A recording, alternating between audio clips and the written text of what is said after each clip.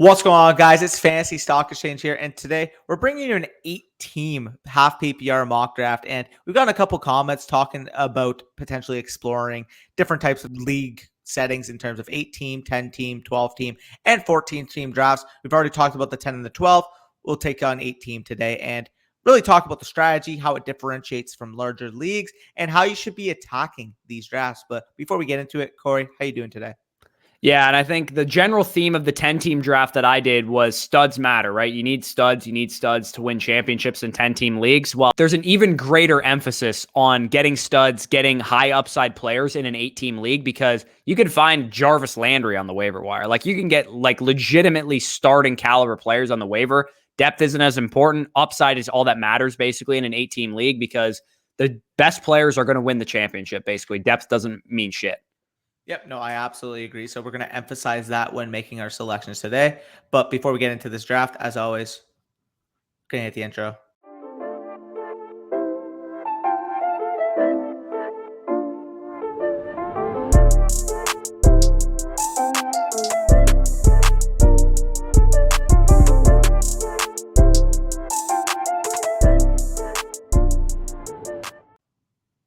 All right, so I'm going to click start draft, and we will be finding our selected spots as you guys do. And I am the 7th pick. You are pick 2. Interesting. Pick 2, eh? That's new for me. Usually I'm picking 11. I guess in an 8-team league, I'm not picking 11, which is nice. So second overall pick, I would say if anybody is curious, what is the best position to draft from? We always say the first pick in 12-team leagues. In an 8-team league, the first pick is not even close to the best position to draft from, in my opinion. Absolutely agree. I mean, it's not even remotely close, as team number 1 here actually does take Christian McCaffrey. And I'm assuming half PPR, you're going to go with your number 2 overall player. Just take him. Yep. So I'm back on the clock here. And the way I am looking at this is I have Davante Adams as a clear tier break at the wide receiver position, half PPR format. I'm going to take him here. Feel confident about that. And I'm hoping one person falls to me. Perfect. 8-team league. Listen, I don't care anything about the depth at the tight end position. Travis Kelce is the clear top option. Taking him here, little 0 RB action in the 8-team league. I should be able to supplement that RB depth later on. Yeah, that's a great pick. And I think the big underlying theme with you going with Davante Adams is the fact that 6 straight running backs went off the board. So you're at a pretty large disadvantage if you were to have gone with a running back rather than going with your number 1 receiver in Davante Adams. And speaking of running backs, I'm going to go with Antonio Gibson here. To me, he represents a big-time upside tier break in terms of the running back position. I did also consider taking Calvin Ridley and hoping Najee Harris would fall back to me. Najee Harris did fall back to me, which I thought he would go before then, and I would be able to get one of Ridley or Hopkins. So a little unfortunate at the wide receiver position there. But overall, when I look at the board here, I think you talked about Travis Kelce being a huge advantage at the position. In an 8-team league, to me, the second biggest advantage is Darren Waller. I'm going to go with him at the 3rd round turn there. Yep, absolutely agree. And at this point, I see the running back depth, quote unquote, has kind of dropped off. And listen, this is a league where you could start 2 flexes and another wide receiver. At this point, man, why don't I just load up? I see AJ Brown, I see Justin Jefferson, Keenan Allen. If I can escape with 2 of these 3, I will be ecstatic. My highest ranked player would be AJ Brown of this group, so I'll take him. And hopefully one of them falls perfectly. Keenan Allen, no complaints here. Little 0 RB here. Not bad. And thank God the guy that I wanted fell to me. And CeeDee Lamb to me is a pretty sizable tier break at the wide receiver position. I have him higher than Chris Godwin. I have him higher than Allen Robinson. I have him higher than Terry McLaurin. So the fact that I was able to get him at the 407 in this league is definitely ideal. And I'm looking around the rest of the board here. In a league like this, in general, I'm looking to get a high-end quarterback. That's the way I operate, because it's an 8-team league. You're going to be able to find waiver quarterbacks whenever you need them. So to get a true difference maker at that position is definitely important. And speaking of true difference makers at the quarterback position, I might get myself a little stack going here, because Mike Evans was the guy I was looking to get with my next pick, but he wasn't there. So my next highest rated wide receiver is Amari Cooper. So I'm probably going to be looking to grab Dak Prescott at some point, because I have his top 2 weapons. Interesting, because I was going to take a quarterback on this turn. But you know what? I'll mix it up. You'll get your stack. I'll take David Montgomery here. I think he's my highest rated running back of this group. And yeah, as you mentioned, quarterback position, there's elite difference makers all across the board here. Obviously, I would take Dak Prescott in a main draft, but for purpose sake for you, Lamar Jackson's been dealing with issues with his wide receiver core, yet to be seen. I'll get a Kyler Murray share. I'm not worried about that. Yep. Thank you for leaving me Dak Prescott. He is still on the board here, and I think I might risk it and see if he makes it to me in the 7th round, because it says he's only a 20% chance of going, at least off the board here. So I'm actually going to grab Brandon AIYUK to me, who is my next highest rated wide receiver. And Lamar Jackson went, but Dak Prescott did not. So I got a little bit lucky there. I'm going to grab Dak Prescott. So when you look overall at my starting lineup, I really, really love what I've done so far. You can see that I have some stud running backs. I have Gibson and Dalvin Cook. I also have some stud receivers in the 2 Cowboys guys and Brandon AIYUK. I have Darren Waller as my tight end, and I have Dak Prescott as my quarterback. So when you're looking over an 8-team league, you want those studs at your starting spots. Yeah, I'm looking at my team. I got Kyler, Montgomery, Adams, Brown, Keenan Allen, and Travis Kelce. I'm confident with Darrell Henderson again as my RB2. I think he's just avoiding that dead zone archetype. I'm a little bit higher on him than you are. I think that he's going to end up getting maybe 80% of the role that we were projecting with Cam Akers. So I'm fine with taking him here. In terms of the wide receiver position, looking at the board, Chase Claypool is a clear outlier here. So I'm going to take him. Chase Claypool here. Happy. Yep. And was Darrell Henderson your RB2 or your RB3? Because you had, you got Montgomery already too. Yeah. So yeah. Nice. Yeah, okay.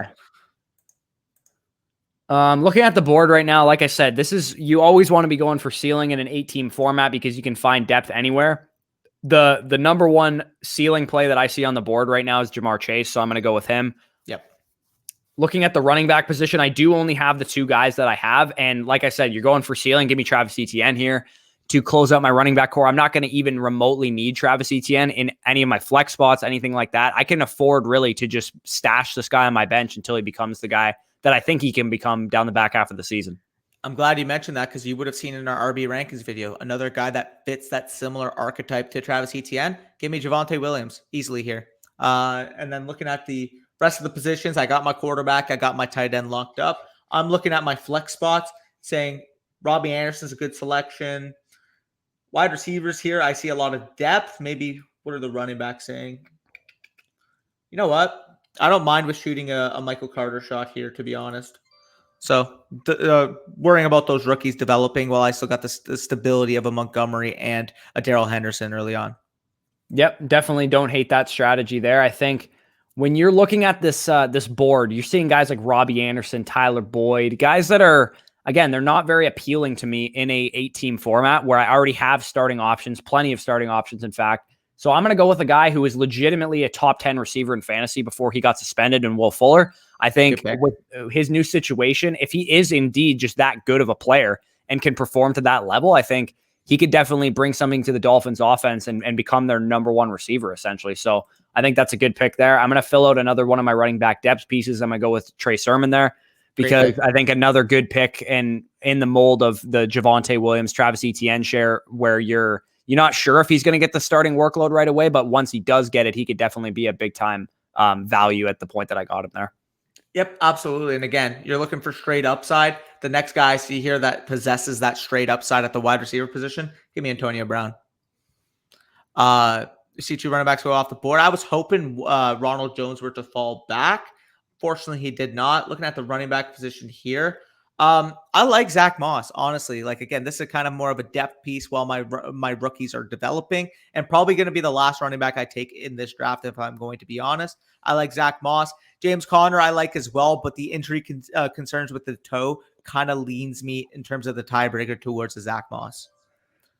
Yep. And another situation that I see myself in is looking at a lot of wide receivers. Given the strength of my running back core, the guys that I have already on my roster, I already have Dalvin Cook, I already have Antonio Gibson, I already have Trey Sermon, and I already have Travis Etienne. So I don't really need to add to that part of my team, in my opinion. So I'm going to go with another upside swing at wide receiver. I'm going to take Laviska Shenault there.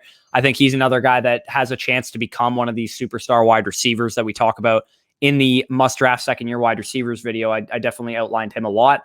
And another thing that, I mean, is probably one of the only wide receiver handcuffs that you could think of is Michael Gallup, considering I have all these Cowboys wide receivers. And if the Cowboys are playing the Raiders, for example, there might be a situation where I can start all 3 of these guys, right? If they're projected a high-scoring game, I could get all 3 of them in my lineup and really just stack up that offense if I need to.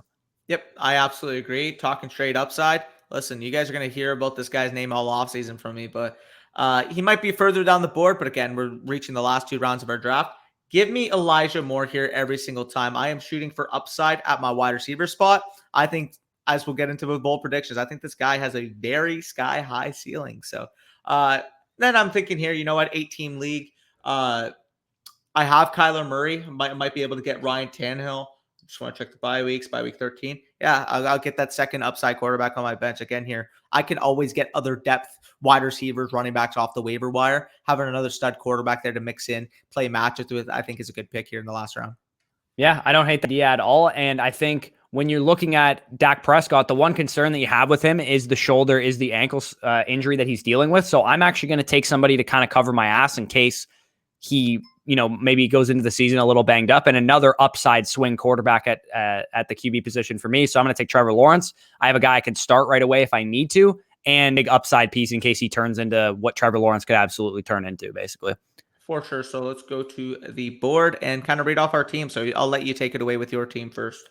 Looking at my team, you guys can see that when you look at your starting roster in an 8-team league, you want to be like, wow, like these guys all have superstar potential. And I think I definitely have that. With Dak Prescott, he could absolutely be an MVP candidate this year, 40-plus touchdown guy. I have both of his top 2 receivers in CeeDee Lamb and Amari Cooper. So there's a chance that if these guys are the next Godwin and Evans from a couple of years ago, the Thielen and Jefferson from last year, then I could have some really high-end wide receivers. Of course, Dalvin Cook and Antonio Gibson, both in my opinion, have top 5 upside overall. We've already seen Dalvin Cook do that. Darren Waller as a tight end.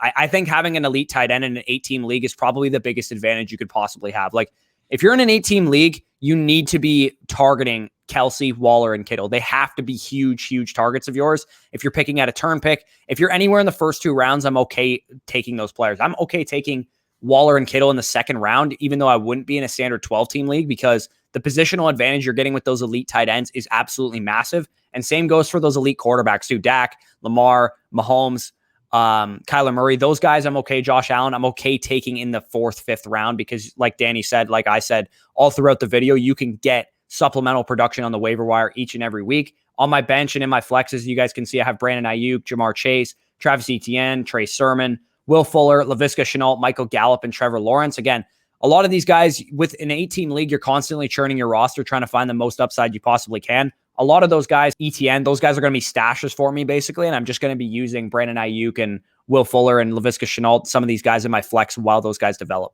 Yep, absolutely. And taking over for my team, clearly the quote-unquote biggest weakness would be at the running back position. But look, I trust the workloads. I trust the potential appeal of a Montgomery and Henderson. And as you see, the superstar level talent at every single other position makes up for it. Kyler Murray, top 5 quarterback. Devontae Adams, A.J. Brown, Keenan Allen. I am comfortable with saying that I have the best wide receiver core in this fictional league, if you will.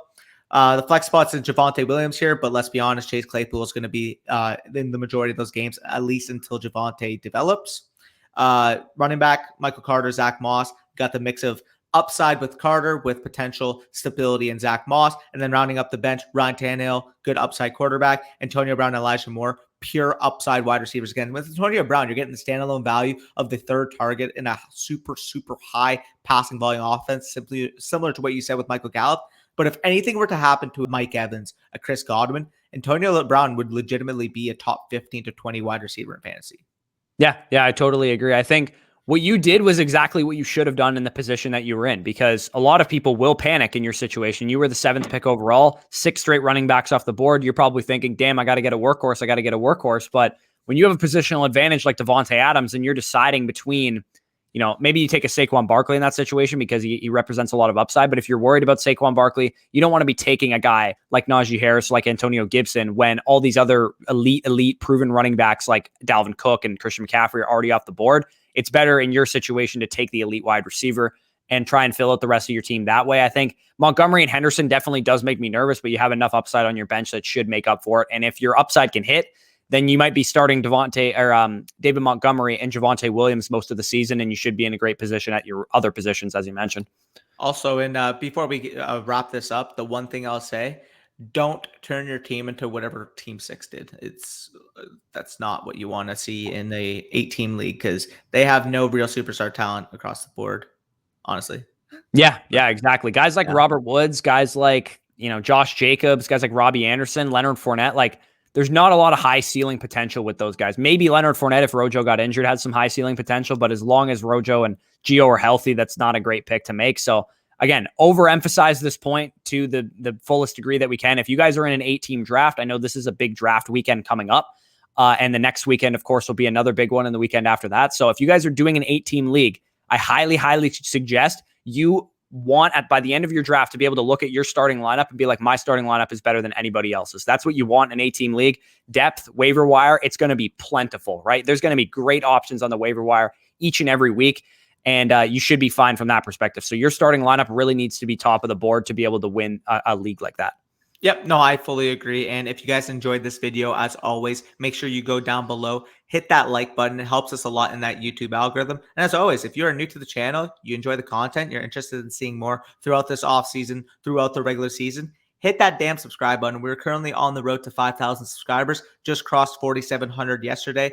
Appreciate all of you guys for sticking around with us. And as always, if you want a chance at earning and winning one of 3 signed jerseys, according to Pristine Auction, you make sure you go down below, use our code FSE on their website. You get an absolute bargain if you think. You just sign up using the code, you create an account, and you have a chance to win a free signed Brandon AIYUK, Alvin Kamara, or DeAndre Swift jersey. Deal of a lifetime. Get in on that. The drawing for that is going to end sometime next week, so you don't want to miss out. As always, anything else you want to add before you're out of here? If you want more mock drafting practice and you want a little bit more of a sharper audience, you guys can go to underdogfantasy.com. And if you want access to all of our rankings, all of our sleepers, all of our busts, databases, strategy articles, everything you can ask for, offensive line rankings, everything is available in our draft guide. And you can get access to our draft guide simply by depositing $10 to underdogfantasy.com using promo code FSE. And you'll get access to both our redraft and dynasty rankings, our dynasty and redraft draft guides. And you get all that simply by depositing $10. And you also get $25 on top of whatever you deposit for to play with on underdogfantasy.com. So you can win money with the $10 you spend on our draft guide. There's no better deal on the internet than that. Peace out, guys, and enjoy your day.